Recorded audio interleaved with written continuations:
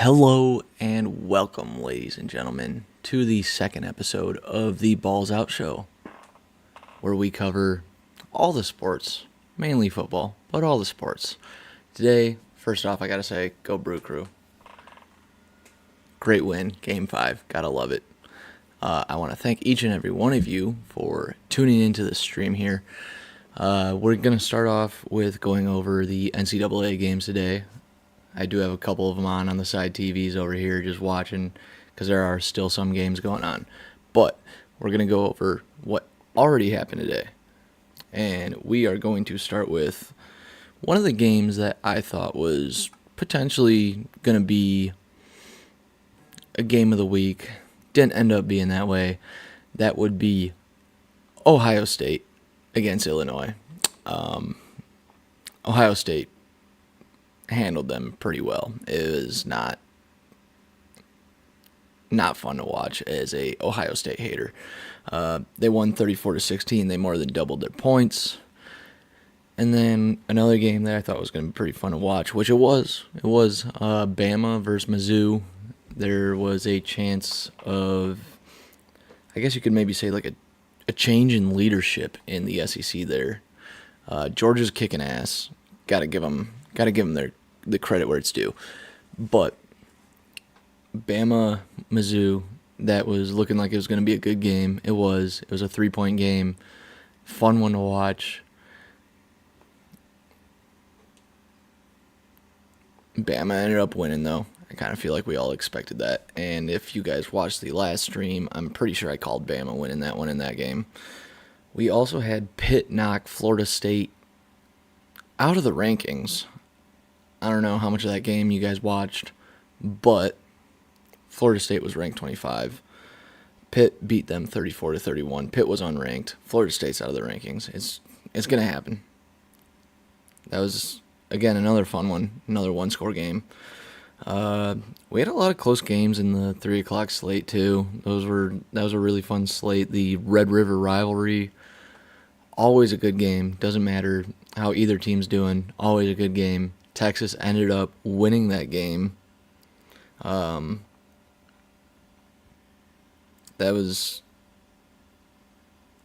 won 23-6. Fun game to watch. Arch Manning, he kind of actually did a little bit of something there.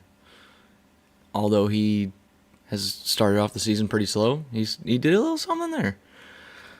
And yeah, they knocked off, what was it, number 6 ranked Oklahoma. Got to give them their props. We also had Drew Aller. He's out for the season. He got hurt against Northwestern. Penn State lost again to an unranked team. They lost by 1 point. 1 point. I don't know about you guys, but I'm a massive Big Ten fan. I'm a Wisconsin fan, therefore a Big Ten fan, and I love seeing these teams get taken down. I'm not a fan of UCLA, but I love seeing Penn State get beat by them last week. I loved seeing Penn State get beat by Northwestern this week. Again, by 1 point. It's comical. I love it. It's comical. Aller was brought off the field on a cart with his cleat off. I'm guessing a foot injury. They went out and said that he's out for the season with a left leg injury. They wouldn't specify what. But, like I said, I'm guessing a foot injury. He had his cleat off. He was carted off the field. That's a pretty decent knock for Penn State right there, that their starting quarterback is out for the season. Let's see. We also had one of the best games, I think, in today's slate that we will be getting into a little bit later. Oregon, Indiana. Please tell me you guys watched that. Please tell me. Tell me in the chat right now what you thought about it, too. That was a super fun game. I had a great time watching that. Like I said, we'll get into that in a second here.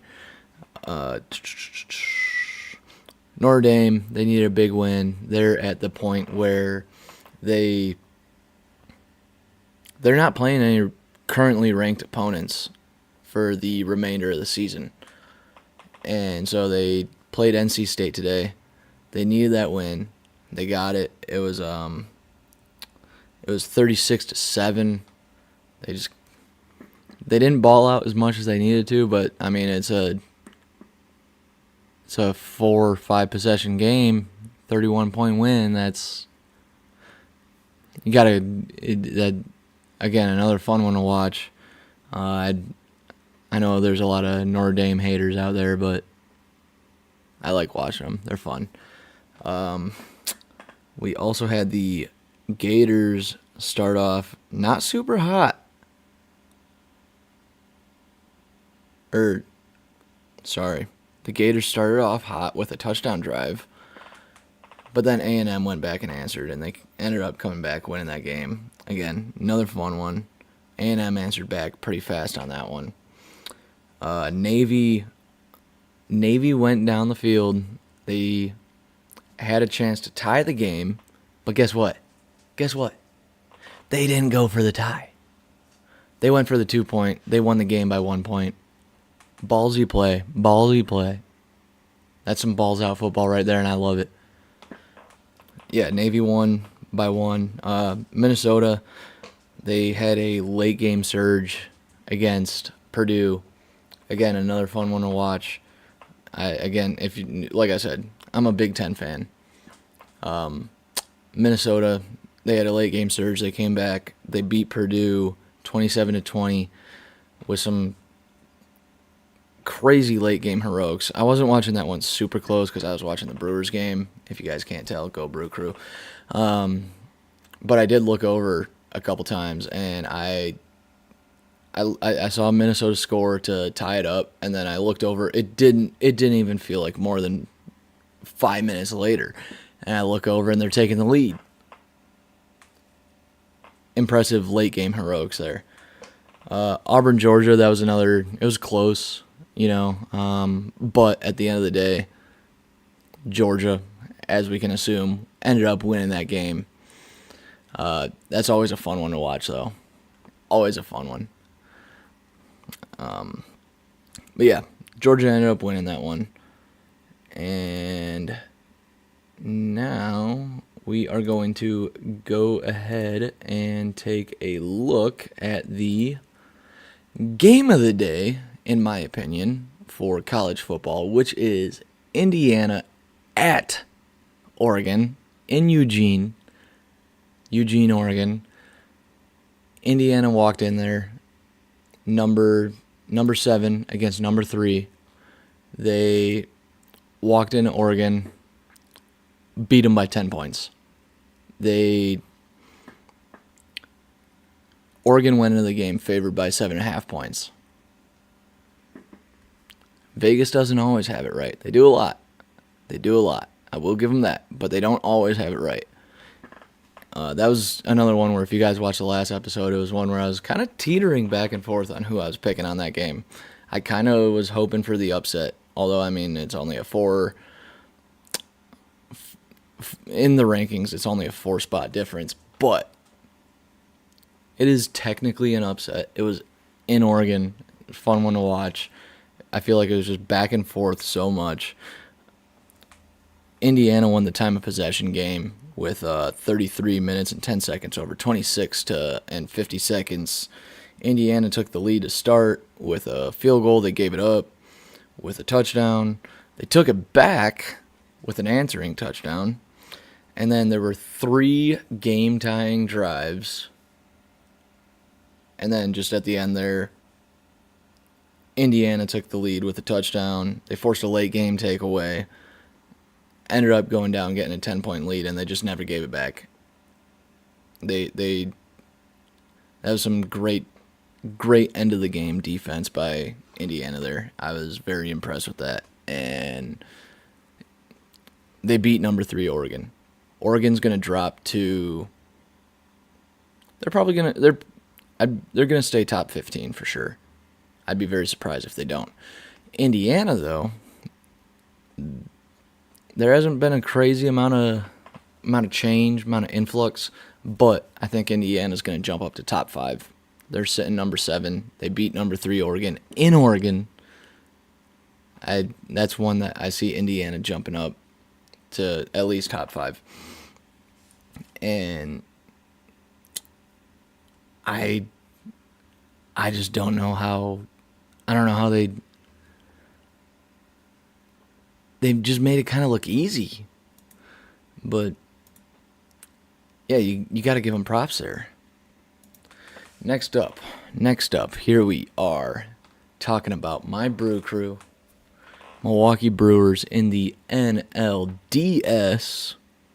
Game 5, going ahead and beating the Cubs 3-1. Fellas, that was an exciting game. The Brewers went ahead. They took the lead to start. Well, they started off pitching, and the first game this series that they didn't give up any runs in the first inning. Didn't give up any runs in the first inning, and then we go and score in the first inning. First inning. Started off looking pretty solid. Loved it. And then, then they come back, they tie it up. We're going a little back and forth there for a little bit. We were going back and forth for a little bit there. But then Andrew Vaughn hits his dinger. He goes yard to take that lead back. And we extended it a little bit. Never gave it up. Some pretty impressive, spectacular pitching by the Brewers at the end of the game there to close it out and push their way into the NLCS against the Los Angeles Dodgers starting Monday, coming through Milwaukee. And it's the first time in 7 years that the Brewers have advanced in the playoffs. They're not the average Joes. They're as Pat Murphy said, they're looking like the above average Joes. And it was a little shaky there in this past series. But at the end of the day, guess what? We won that game. We're moving on to the NLCS. The Cubs go down. Fly that L flag. Sorry, this way. I don't know. Fly that L flag. Brew Crew, they can fly that W flag. Unfortunately, cannot say the same thing about the Wisconsin Badgers. We got our asses cooked. We got our asses beat. On homecoming at Camp Randall. Embarrassing. But it happens. Not much you can do about it, I guess. And unfortunately, we go, not go. We're going to play Ohio State in Wisconsin next week. That's one that I'm not looking forward to, but you never know. You could shock the world. UCLA, they beat, what were they? They were number 7 at the time. Penn State, in Penn State. It's not out of the question. Not likely, but not out of the question. So we will see how that turns out on Saturday. And I am sitting here, I'm looking at this timeline. I know normally I try and shoot for about an hour and a half on these streams, but I am getting way ahead of myself. I don't have as much to say as I should, but we are going to hop into the NFL next, looking at the games that are coming up for tomorrow and some headlines. But right before we do that, we're going to go ahead and take a very quick break. I want to get you guys on your way, tell you have a good night. But like I said, we're going to cover the NFL. We are taking a very quick break here. I will be right back to cover NFL Sunday, Week 6. See you guys in a second.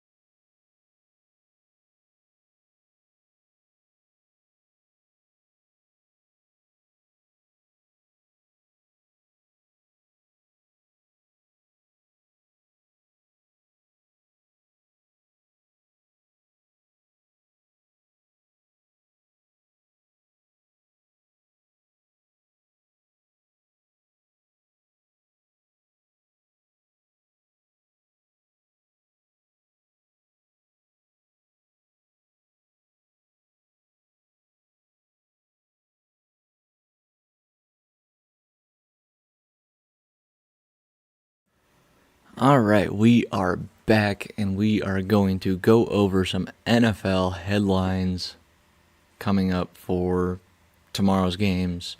Some of the key players, key things that you guys should keep an eye out for. I don't know about you. I'm in a fantasy league, been running it for a while. I got a pool too, as you guys will see soon here when we go over our pick'ems for the games again. I always do some crazy parlay every single week to try and make generational wealth. I hope you do the same. If you do, though, gamble responsibly.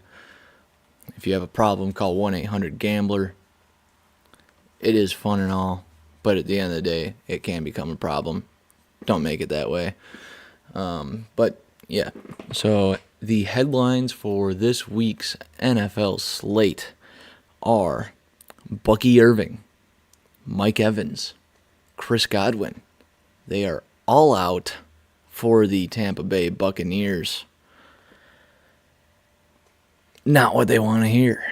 But, they, even without their top dudes, they can put points up. They're a fun offense to watch. I'm not going to say a fun defense, They're a fun offense to watch. So even with those top players out, I do expect them to have a pretty solid game. We also got Chuba Hubbard from the Carolina Panthers. He's out. Lamar Jackson for the Baltimore Ravens. He's out again. Brock Purdy for the San Francisco 49ers. He is also out yet again. Mac Jones. Is he going to make a name for himself here? He had a pretty solid game last week. Just saying. Kyler Murray is expected to... He hasn't been declared out yet, but he's not expected to start. Jacoby Brissett is expected to start. Kyler Murray's dealing with a injury. We'll see if it really means anything. Like I said, he's not been designated as out yet. They're going to start Brissett. They just may throw Kyler Murray in if need be. But they're also looking like a not very competitive team this year. So maybe if I'm them, let your guys sit, let them get healthy, see what happens. Jamar Chase is also listed as questionable from the Bengals. He is expected to play, but he's listed as questionable with an illness. The Cincinnati Bengals are going into my team, going into Lambeau Field to play the Green Bay Packers, where I don't want to say it, but I've been seeing a lot of people say it. Joe Flacco, not in my mind, but in other people's minds, he has the chance to do a pretty funny thing this week with going in and beating the Packers twice in one season, which would make him the first player since 1941 to play for a different team and beat the same team in the same season. It's not going to happen, though. Go Pack, go. Yeah, so those are just some of the big headlines there in the NFL realm for this upcoming week. Now we're going to go ahead and look over our pick'em pool that we made our original picks Thursday night, and we are just going to go over each game. My pool does not include the Thursday night games. It's Saturday, Sunday, Monday games. And yeah, we're going to cut to this, and we are going to go over the games and just reiterate, look at it again, and see if there's anything we want to change based on what we know now. So let's cut to that. Oh, nope, that's not it. Sorry about that. If you guys can't tell, this is my second stream. I'm still getting used to it. So here we are with our pool. We got Denver against the Giants in New York. We're still sticking with Denver there. That is the morning game in London. So technically when I say in New York, it's really not in New York. They just got screwed over with a designated home game. And then, let's see, we're going Dallas, Carolina. In Carolina, we're going to stick with Dallas there. Seattle, Jacksonville in Jacksonville. That's one of those games that I kind of feel like is a toss-up. Jacksonville is not, I'm not going to say hot, but they're looking solid. Seattle, same thing. I guess you could say Seattle's a little bit hot. But, yeah, I'm going to stick with Seattle there. We got Cleveland against Pittsburgh. Cleveland has Dylan Gabriel. Realistically, it's like his first start against Aaron Rodgers. I'm taking Pittsburgh at home in that game. We got the Los Angeles Rams at Baltimore. Baltimore has been looking piss poor. It's ridiculous the downfall that you're seeing of them. We're sticking with the Rams in that game. We got Arizona, Indianapolis in Indianapolis. We're sticking with the Colts on that one. Daniel Jones, he's been looking solid. He's, top 7, I think, in the MVP race so far by the betting odds. He's been looking good. We got the Chargers at Miami. Chargers haven't been looking all that hot, but the Dolphins have been looking not good. Not good. So we're sticking with the Chargers on that one. We got New England at New Orleans. New Orleans, they're coming off a win. So is New England, though. New England just beat Buffalo. They beat Buffalo in Buffalo. And I just feel like their offense with Drake May is more high-powered and more sustainable. We're sticking with New England on that one. We got the Tennessee Titans at the Las Vegas Raiders. Tennessee Titans, again, not looking very great. Neither are the Raiders. But the Titans, they got their first win of the season last week against the Arizona Cardinals, albeit by some crazy plays. Not going to say they should have won that game, but they did. I think they're going to come out confident and hot based on the fact that they won that game. Geno Smith, he's been having a rough year in Vegas.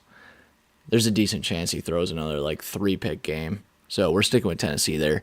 San Fran at Tampa. Thursday night I picked Tampa. But like I said earlier, Mike Evans, Chris Godwin, and Bucky Irving are out. They're still a high-powered offense, but their defense isn't all that great. We're going to go ahead and change that one up to San Francisco winning that one in Tampa. Let's see, what else do we got here for the 3 o'clock slate? We got Cincinnati at Green Bay. Those are the 3 games at the 3 o'clock slate. Green Bay is, I don't know what they are right now, but a couple days ago they were favored by 14.5 points. Like I said, Joe Flacco can do something ridiculous, make history. Praying to God it doesn't happen. I hope my Packers bounce back. They played piss poor the past 2 weeks, but they're coming off bye. I hope LaFleur lit a fire under their ass, and that's one that I see Green Bay winning, especially in Lambeau. It's one you have to win. And then the Sunday night game, we got Detroit at Kansas City. Kansas City coming off a loss against the Jags. Detroit's looking still, again, like one of the best teams in the league. We're running with Detroit there still. And then we got another Monday night doubleheader. Do me a favor, guys. Tell me in the chat, are you like I am where you hate the doubleheaders on Monday night? Like, this is Eastern time. I'm Central Standard Time.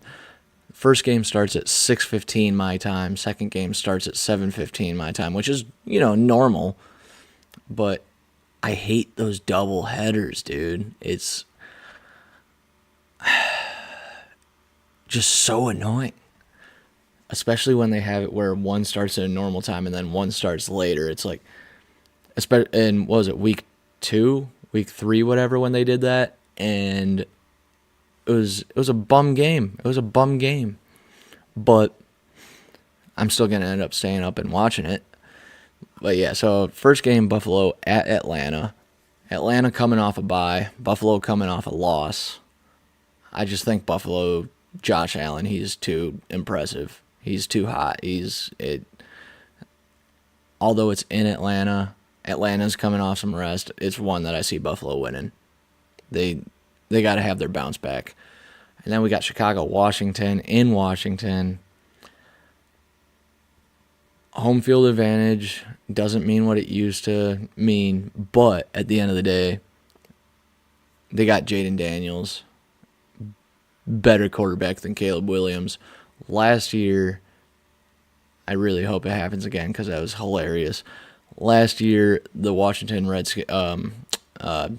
Commanders won on a last-second Hail Mary. Tyreek Stevenson, falling away in the corner, taunting fans, whatever.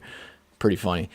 My buddies want to go out to the bar for that game, and I told them, I'm wearing my RG3 Redskins jersey, and I'm praying for another Hail Mary loss for the Bears there. That would be hilarious.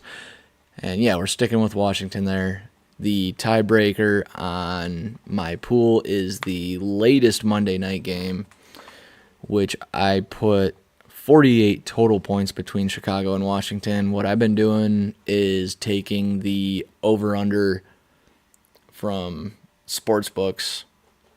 I mostly use FanDuel and DraftKings. I've been taking the over/under on those games for the tiebreaker, and last week it got blew out of the water. And it didn't work out all that well for me because I was tied for second, and everyone else that I was tied with ended up having a higher score. But we're going to go ahead and ride with 48 still. That's honestly probably on the high end for that game. We're going to go ahead and lock those picks in. And we are going to take another very quick break here. I will see you guys in a minute.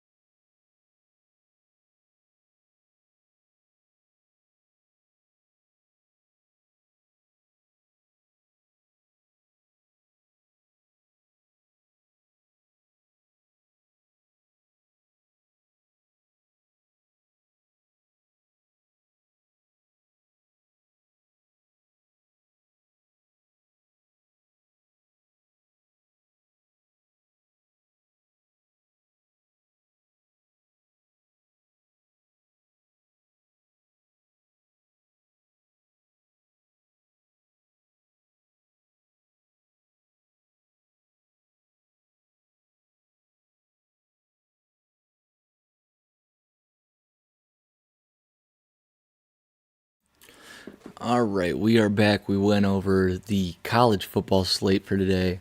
By the way, BYU is looking to tie the game up against Arizona right here. Number 18 BYU against unranked Arizona. They're about to kick the extra point. I'm going to get off the stream so I can go watch that game, so you guys can go watch the game. I just want to thank you guys for coming out, watching the stream. I hope you subscribe, hope you like, hope you follow on all my socials. Instagram, Twitter, and TikTok is all the same. _ Jake FB. Go Brew Crew. Go Pack Go. Have a good night. And I will see you guys on Tuesday. Go Pack Go. And have fun watching the rest of these games. These late night bum games. Good night.